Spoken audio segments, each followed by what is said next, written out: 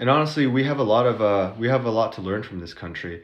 It's still very Confucian in a lot of aspects, and it is Western in a lot of other aspects. And I'm still impressed by their story today, which the gist of it is that in the 1950s it was a war-torn country, and in the span of a few decades, they essentially realized that South Korea had no natural resources. It's not like Russia that has a lot of gas.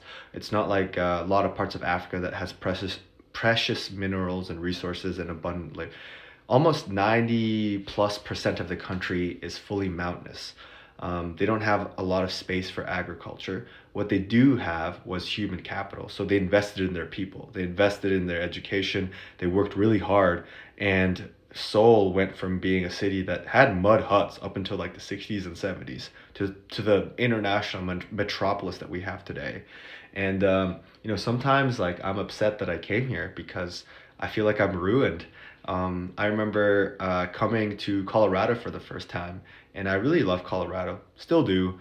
But then I went to Denver, and I thought Denver was a big city. But having been to Seoul, how can I go back to Denver?